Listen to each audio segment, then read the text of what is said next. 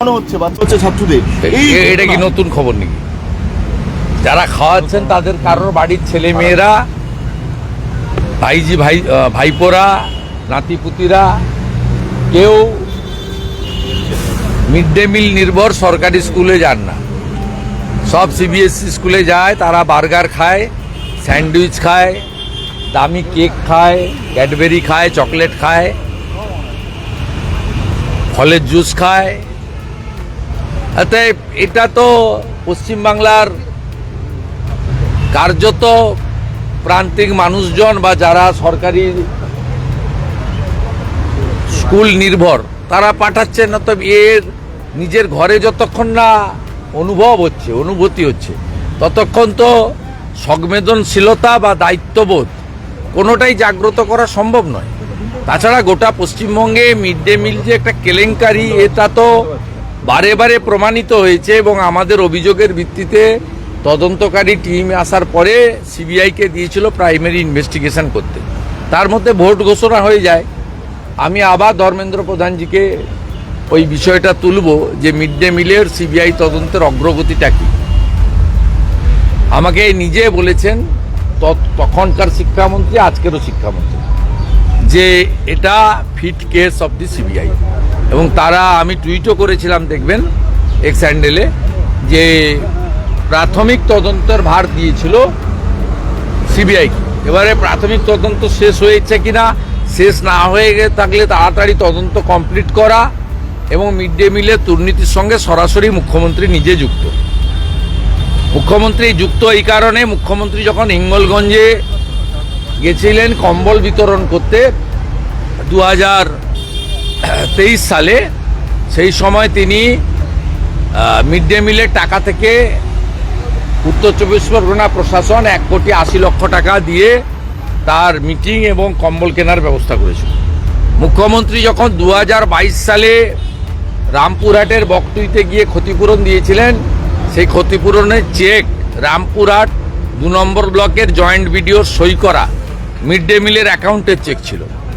মুখ্যমন্ত্রী যখন নেতাজি ইন্ডোর স্টেডিয়ামে করমণ্ডল এক্সপ্রেসের আহতদেরকে 20,000 টাকা করে চেক তুলে দিচ্ছিলেন অনুষ্ঠান করে, পাবলিসিটি করে, সেই চেকগুলো ভগবানপুর 1 নম্বর ব্লকের মিড ডে মিলের টাকা থেকে।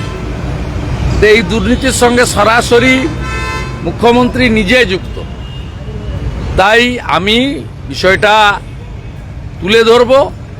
আজকে যে ঘটনার পরিপ্রেক্ষিতে এতগুলো কথা বললাম, আমি অনুরোধ করব মিড ডে মিলের যারা সরকারি আধিকারিকরা কন্ট্রোল করছেন বা শিক্ষক শিক্ষিকারা পরিচালনা করেন, দয়া করে একটু যত্নশীল হন।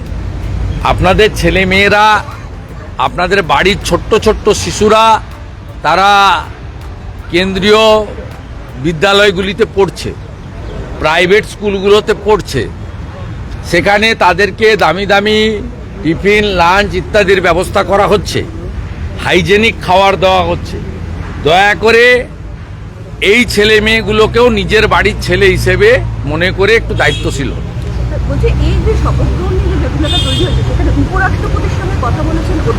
কোনো লাভ হবে না, কোনো লাভ হবে না, বেকার করছেন।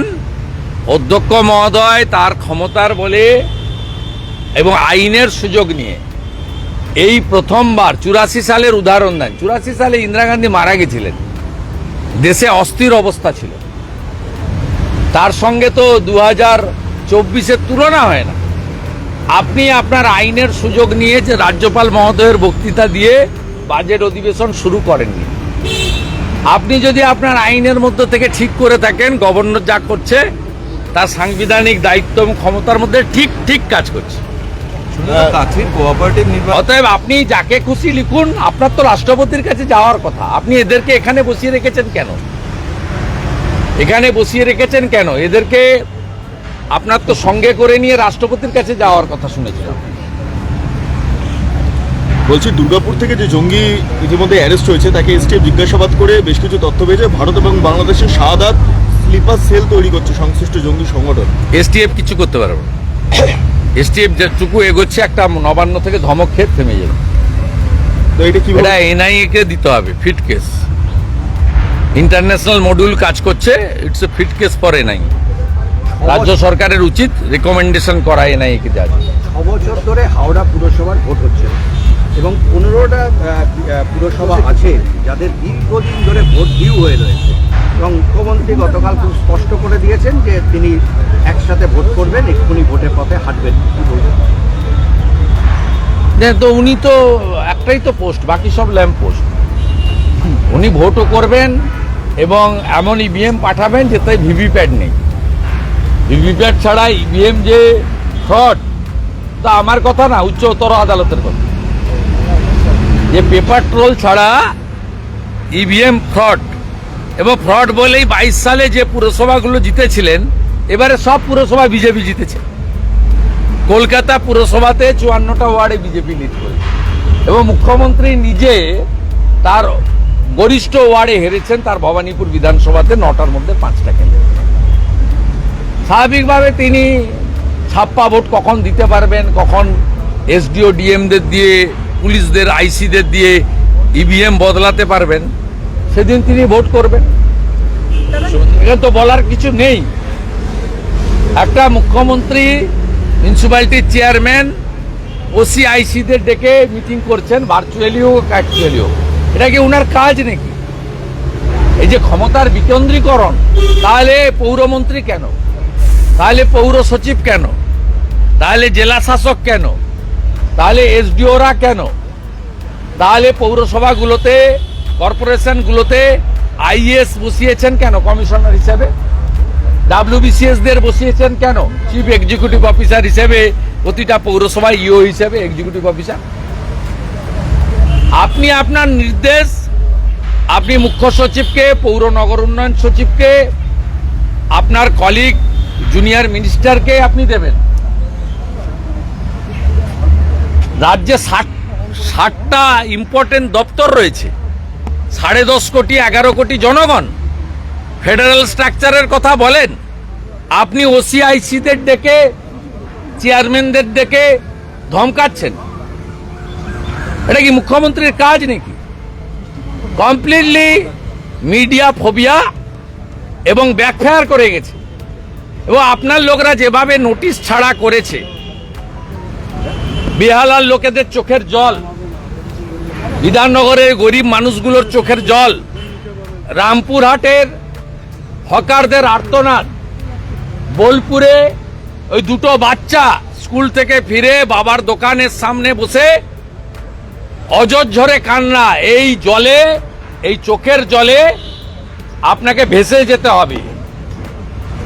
আর আপনি বলছেন জমি উদ্ধার করবেন। আপনি নিজে কালীঘাটের টালিনালার জমি জবরদখল করে নিজের বাড়ি এক্সটেনশন করিয়েছেন, মিটিং হল তৈরি করেছেন। এখনই আমার সঙ্গে চলুন, 10 বছর আগে কালীঘাটের নালা কি ছিল, আজকে কি হয়েছে চোখের সামনে দেখিয়ে দিতে পারি আমি। জবরদখলকারী যদি কেউ হয়, নালা ক্যানেল যদি কেউ বন্ধ করে থাকে, ইরিগেশন যদি বন্ধ করে থাকে, তার নাম মমতা ব্যানার্জি এবং তার পরিবার। আপনাকে দেখে সুজিত বোস ওখানে লেক টাউনে দত্তাবাদে নিকাশি বুঝিয়ে প্লট করে কোটি কোটি টাকায় জমিগুলো বেচেছে। তাই সুজিত চোর আর আপনি সাধু, এটা হতে পারে না, এক যাত্রায় পৃথক ফল হতে পারে না। রায়গঞ্জের চিকিৎসকরা, রায়গঞ্জের চিকিৎসকরা কোঅপারেটিভ নির্বাচনে কি আপনি লড়াই তো দীর্ঘদিন করতেন, এখন আর লড়াই তো করার বিষয় নেই? এটা আলোচনার বিষয় নয়, এটা প্রাইমারি সমবায় সমিতি নিয়ে আলোচনার জায়গায়। আর ওখানে প্রতীক দিয়ে লড়াই হয় না। ওখানে তো জনগণ লোকসভা ভোটে বলে দিয়েছে পূর্ব মেদিনীপুর কার সঙ্গে আছে। অধিকারী মুক্ত করতে গেছিলেন পিসি আর ভাইপো, পিসি ভাইপো মুক্ত হয়েছে পূর্ব মেদিনীপুর।